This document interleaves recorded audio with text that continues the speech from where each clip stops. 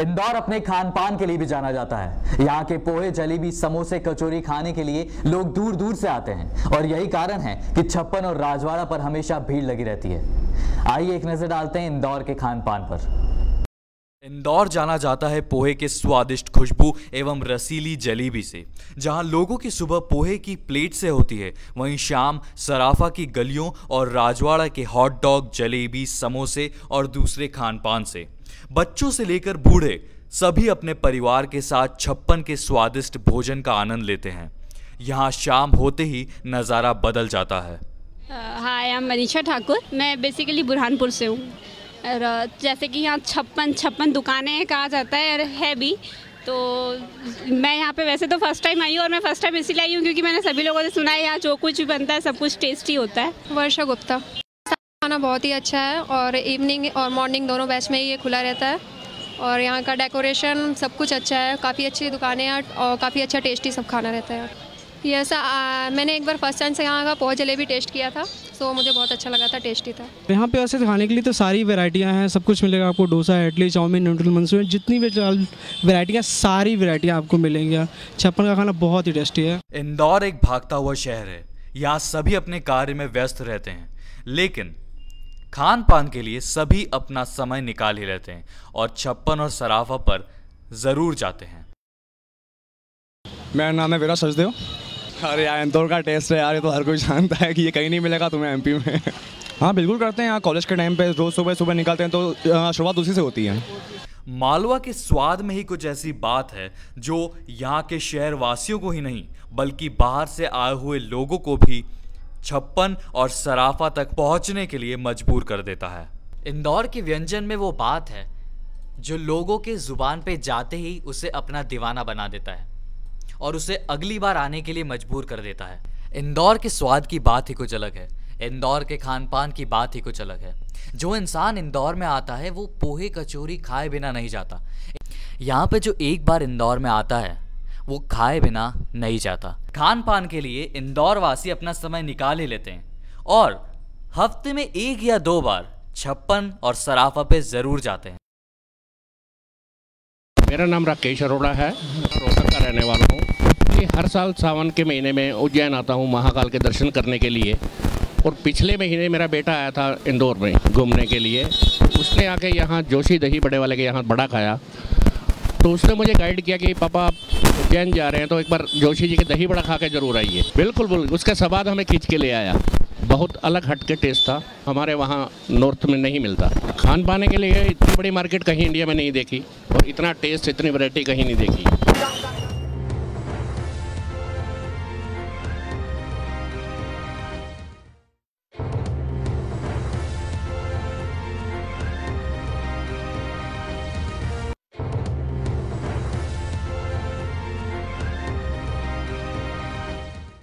वक्त तो चला एक छोटे से ब्रेक का। बने रहिए V2 न्यूज के साथ।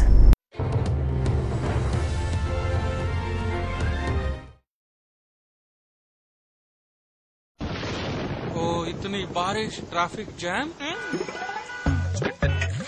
हेलो डोमिनोज, एक लार्ज पिज्जा भेजना और 30 मिनट्स में नहीं आएगा तो फ्री देगा ना, मुंह फाड़। ओ पिज्जा आए फ्री, मिला पिज्जा मुफ्त में हो राम जी, मिला पिज्जा मुफ्त में हो राम। Sir, Domino's pizza. तुमको क्या भाई साहब टाइम पे आने की बीमारी है? हैं? 30 मिनट्स नहीं तो फ्री।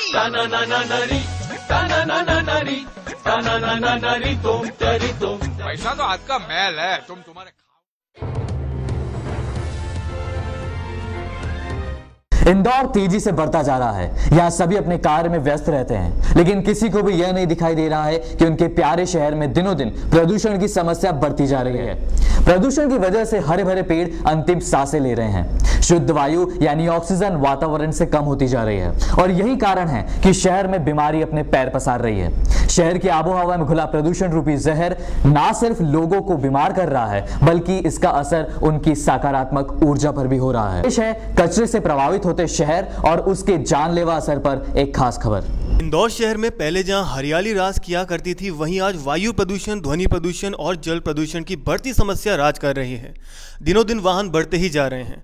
वाहनों के धुएं और आवाज़ से ध्वनि व वायु प्रदूषण फैल रहा है। वहीं अगर खान नदी की बात करें तो 1970 तक शुद्ध जल प्रदान करती थी, लेकिन वही नदी आज लोगों के लिए बीमारी का घर बन गई है, क्योंकि बढ़ते प्रदूषण के कारण नदी नालों में परिवर्तित हो गई है। ये तो मतलब बहुत सारी जगह थी, मतलब कुछ भी कचरा जरा साइड में डालते थे, और अब तो क्या है बिल्कुल भी जगह नहीं बची, और इसके कारण ये बिल्कुल कॉलोनी भी पास में है, और इसके बाद में बच्चे भी खेलते हैं, वो सभी मतलब गंदगी सारी यहीं पे फैली हुई है। तो इसका कोई गंदगी का तो कोई मतलब कुछ कर ही नहीं रहा है कोई भी, और इससे तो क्या है जानवर भी अगर पानी पिएगा तो वो भी मर जाएगा, और मर के फिर दूसरी बीमारी वो भी पैदा हो जाएगी। और हमारा एक सुनहरा समय था पहले, कुछ समय पहले, और ये जो खान नदी थी, ये नदी भी इतनी स्वच्छ और सुंदर नदी थी, इसको अभी नाले में बदल दिया गया है, और इसकी हालत अभी देखी जाए तो आदमी इसमें पैर रखना नहीं चाहेगा, इतना प्रदूषण और दूषित कर दिया है इसको। और हमारी जनता भी थोड़ा समझदार है, जैसे रोड पर कचरा फेंकते हैं, ये भी हमारे लिए नुकसान की बात है। और ये वेस्टेज चीज़ें हैं जगह जगह जलाई जाती है, इससे धुएं से प्रदूषण होता है, इससे हमारा पर्यावरण भी नुकसान होता है। और यही हमारी जनता को थोड़ी सी सजग और जागरूकता रख के और हमारे शहर को सुंदर हम बना सकते हैं। अभी भी जैसी स्थिति में था वैसा बना सकते हैं हम। खान नदी के प्रदूषित होने का बड़ा कारण है इसमें डाला जाने वाला कचरा। लंबे समय से ध्यान नहीं देने के कारण नदी के आसपास अतिक्रमण कर लिया गया है। पहले नदी को नाला बना दिया और बाद में वहीं पर कचरे का ढेर लगा दिया गया। आज ये स्थिति है कि नाले में तब्दील हुई खान नदी शहर को साफ करने की बजाय रासायनिक गैसेस उगल रही हैं और शहरवासी बीमार हो रहे हैं। स्थिति यह है कि वे लोग जिन्होंने नदी को नाला बनाया वे ही अब बीमारी के गिरफ्त में हैं। जनसंख्या के हिसाब से जो है वो हर आदमी आजकल फास्ट चलना चाहता है और हर आदमी को जल्दी है। तो इस विषय में क्या होता है कि जितनी ज़्यादा से ज़्यादा गाड़ियाँ रहेगी उस विषय में प्रदूषण बढ़ेगा। गाड़ियाँ तो खरीदेंगे लोगों, तो प्रदूषण तो है, गाड़ियों से प्रदूषण तो हो गई सही। तो प्रदूषण बढ़ेगा तो आम आदमी के जीवन पे भी और पेड़ पौधों पे भी, सामाजिक जीवन पे भी प्रभाव पड़ेगा। तो जितना आबादी के हिसाब से अपना जो क्षेत्रफल है वो घटता जा रहा है, जो पेड़ पौधे वो घटता जा रहा है। दूसरी बात जो प्रदूषण है वो बढ़ रहा, प्रदूषण के साथ साथ गाड़ियाँ बढ़ रही है। जहाँ घर में एक गाड़ी होना चाहिए वहाँ 10-10 गाड़ियाँ। अगर आप जरा सी दूर भी जाते हैं तो उठा के बाइक ले जाते हैं या कार ले जाते हैं, तो उससे ट्रैफिक भी बढ़ता है, प्रदूषण भी बढ़ता है, और वित्तीय जो है पैसा भी जो है वो फालतू वेस्टेज जाता है। तो कुछ ऐसा साधन होना चाहिए या ऐसा साधन निकालना चाहिए कि जो काम अपन पैदल कर सकते हैं, जो काम अपन साइकिल से कर सकते हैं, उसमें बेवजह गाड़ी ले जाने की कोई ज़रूरत नहीं है। यह भी सच है कि इंदौर में रहने वाले लोग समृद्ध भी हुए हैं। जो साइकिल पर थे वे 2 पहिया वाहन पर आ गए हैं, और जो 2 पहिया वाहन पे थे वो कार वाले हो गए हैं। जिनके पास एक वाहन था उनके पास ज़्यादा वाहन हो गए हैं। आबादी बढ़ने के साथ साथ वाहनों की संख्या में भी तेजी बढ़ी है। यही कारण है कि वातावरण में धुएं के कण और जहरीले तत्व बढ़ गए हैं और शहर को खतरनाक रूप से प्रदूषित कर रहे हैं। शहर में बढ़ती बीमारियों का सबसे बड़ा कारण कचरा और वाहनों से निकलता हुआ धुआं है। डॉक्टर इसे भविष्य के लिए बड़ा खतरा मानते हैं। इंदौर के डॉक्टर से पॉल्यूशन के बारे में जो ये सवाल पूछा है बहुत ही अहम है, और इसके लिए कुछ हद तक अपने को, आम जनता को एजुकेट करना होगा, अपने आप में सेल्फ कंट्रोल लाना होगा, जिससे कि वो कचरा यहाँ वहाँ ना फेंक के कचरा पेटी में फेंकें, जिससे उस कचरे का सही ढंग से कॉरपोरेशन द्वारा रिसाइकलिंग करें, निपटान हो सके। सीवेज की एक बड़ी समस्या है कि इंडस्ट्रियल वेस्ट और कचरा जो नालों में फेंका जा रहा है, जो नदियाँ थी उस नाले बन गए हैं, तो इसके कारण जल प्रदूषण हो रहा है, इससे चर्म रोग फैल रहे हैं और पेट की बीमारियां हो रही हैं। इसके लिए प्रशासन से मैं अनुरोध करूंगा कि वह सीवेज का ट्रीटमेंट करके फिर नालों में डालें, कि जिससे कि उसमें प्रदूषण कम से कम हो सके। दूसरा, जो इंडस्ट्रीज़ हैं, प्रशासन को चाहिए कि वो इंडस्ट्रियल वेस्ट को भी इसी प्रकार से ट्रीटमेंट करवा के फिर नालों में प्रोवाइड करें, जिससे प्रदूषण कम से कम हो सके और नाले जो हैं वापस नदियों का प्ररूप ले सकें। तीसरा अहम है वायु प्रदूषण का। ये जो इतना बेतरतीब विकास हो रहा है, पेड़ कट रहे हैं, इससे पूरे एटमॉस्फेयर में हरियाली कम हो रही है और धुआं और धूल बढ़ता जा रहा है। तो इसके कारण नाक में एलर्जी, आँखों में एलर्जी, श्वास की बीमारियाँ, अस्थमा इत्यादि काफ़ी ज़्यादा बढ़ गए हैं। तो इसके लिए एक तो यह उपाय है कि लोग जो है पब्लिक ट्रांसपोर्ट सिस्टम जो डेवलप हो रहे हैं इंदौर में उनका उपयोग करें, जिससे कि धुएं से उनका कम से कम एक्सपोजर हो। और दूसरा, अपने वाहनों को अच्छी स्थिति में रखें, उनकी समय पर रख रखाव करें, जिससे कि ऑटोमोबाइल एग्जॉस्ट से कम पोल्यूशन हो। और मेरे ख्याल से इन सब को अगर थोड़ी सी अवेयरनेस लोगों में रहे, थोड़ा सा प्रशासन के जो भी उनकी स्कीम्स ला रहे हैं, BRTS की ला रहे हैं या कचरा निदान की, उस कचरे को प्रोसेसिंग की ला रहे हैं, उसमें लोग अगर योगदान दें तो अपने शहर को स्वच्छ बना सकेंगे और साथ में अपने खुद का ही स्वास्थ्य बेहतर कर सकेंगे। वक्त तो चला एक छोटे से ब्रेक का, बने रहिए V2 न्यूज़ के साथ।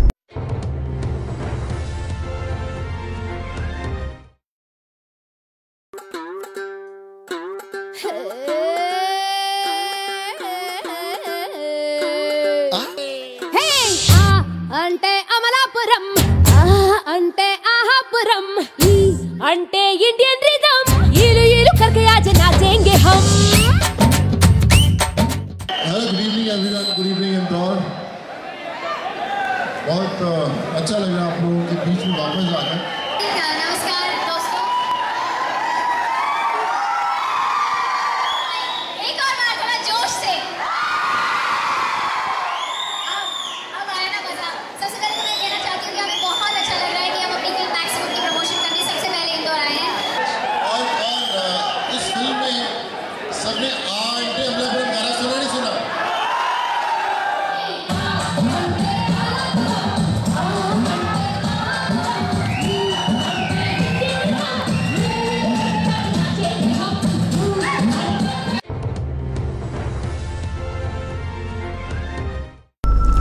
कहते हैं समय एक ऐसा पंछी है जो किसी के लिए नहीं रुकता।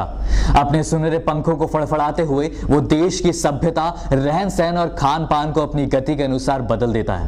हर देश या प्रदेश के इतिहास के पन्नों में कुछ ऐसी चीजों का जिक्र होता है जो हर घटनाओं की साक्षी होती हैं। इनमें से ही एक होती हैं ऐतिहासिक इमारतें।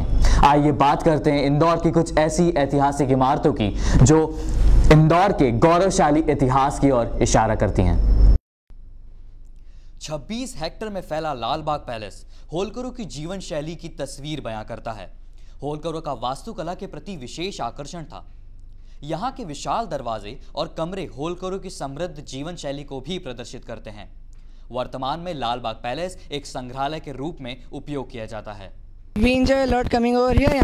मजा आता है खेलने में। यहाँ पे हमने बहुत सारे गेम खेले हैं। यहाँ पे ग्रीनरी बहुत अच्छी है और ये सारे मेरे फ्रेंड्स हैं, सब बहुत मज़े करते हैं यहाँ पर आके। हम दूर दूर से यहाँ पर आते हैं क्योंकि यहाँ पर नज़ारा इतना अच्छा है, हर तरफ पेड़ हैं और ये इको फ्रेंडली भी है एक तरह से। यहाँ बहुत मज़ा आता है। हम लोग यहाँ फुटबॉल खेलते हैं, क्रिकेट, और यहाँ की बहुत अच्छी ग्रीनरी है, फ्रेश एयर है और लालबाग जैसा महल और कहीं पर। राजबाड़ा मालवा के मराठों के चमोत्कर्ष काल की भव्य इमारत है। 1801 में सिंधिया के सेनापति सरोज राव द्वारा यह जलाया गया। लालबाग पैलेस में दूर से लोग आते हैं। हमारे साथ पत्रिसिया मैम जो कि फ्रांस से, पेरिस से आई हैं और उनसे बात करते हैं कि लालबाग में वो क्या सोचती हैं। What do you think about this Lalbagh Palace? I think it's a very beautiful palace, very quiet because Indore is quite, noisy town. So here I can just relax and go in the park. And as far the interior is concerned, I should say, well, they need money. They need money just to for the furniture, for instance. But it's a very peaceful place, and I wish I could have seen more rooms. And some rooms we couldn't go to the rooms, but it's a place worth of being seen. But I think they should, if they had more money, just to put on this heritage to keep it more intact. Rajwada 200 साल पहले बनी 7 मंजिला इमारत।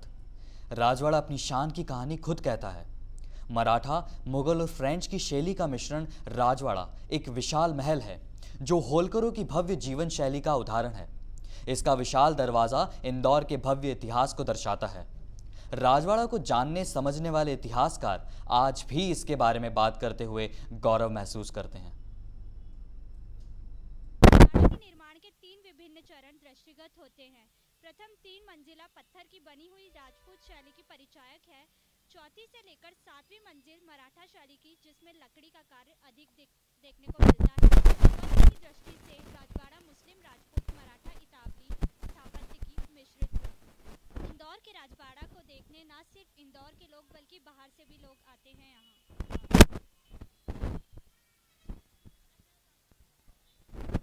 इंदौर के राजवाड़ा को देखने न सिर्फ इंदौर के बल्कि बाहर से भी लोग आते हैं। इसी तरह हमारे साथ एक पर्यटक हैं दीपक जी, उनसे हम बात करते हैं। वो मुंबई से आए हैं, हम उनसे बात करते हैं उन्हें आके यहाँ कैसा लगा। आके तो बहुत अच्छा लगा। हिस्टोरिकल प्लेसेस देखने किसे अच्छे नहीं लगते। हमारे भारत के राजा महाराजाओं ने जो किया है वो तो देखने लायक है। फॉरेनर्स भी आते हैं, अप्रिशिएट भी करते हैं। पर हमारे यहाँ जब वो गवर्नमेंट के हाथ में चली जाती है चीज़, बाद में उसका मेंटेनेंस होता नहीं है। उसकी हालत आप अंदर जाओगे तो ही पता चलेगा। इंदौर की पहचान जितनी राजवाड़ा से है उतनी ही छतरियों से है। इंदौर की छतरियों का इतिहास काफ़ी भव्य व ऐतिहासिक है। प्राचीन मंदिरों की रूपरेखा पर आधारित इन छतरियों को रियासत के राजाओं ने स्मृति स्मारक के रूप में आकार दिलवाया, जहां वे अपने पूर्वजों या परिजनों का दहन किया करते थे। छतरियों को बनवाने की शुरुआत भी देवी अहिल्याबाई होलकर ने सन 1780 से भिंड से की, जहां उन्होंने अपने ससुर की याद में छतरी बनवाई। यूनियन डिस्ट्रिक्ट से आए हुए हैं, एमपी से ही। ये यहाँ से रजवाड़ा के लिए गुजर रहे थे तो देखा यहाँ छतरियाँ करके, तो वास्तुकला हमको यहाँ की नज़र आई, कुछ उसमें विशेषताएँ दिखी हमको। बहुत अच्छा लगा देखने के लिए। एक प्रकार से कहना चाहिए कि स्मारक के तौर पे और दार्शनिक के हिसाब से बहुत ही पसंद आई यहाँ पे। लेकिन बट घूमते घूमते हमने यहाँ देखते हुए, लेकिन पीछे देख के नदी दिखी, वो शायद खान नदी, तो वहाँ पे कहना चाहिए प्रदूषण, तो वो बस ठीक नहीं कहना चाहिए। स्मारक के पास में इतना गंदगी होना ये ज़्यादा वो ठीक नहीं लगता। तो ये थी अब तक की खास खबरें। शहर, देश और दुनिया की ताज़ा खबरों के लिए बने रहिए V2 न्यूज़ के साथ।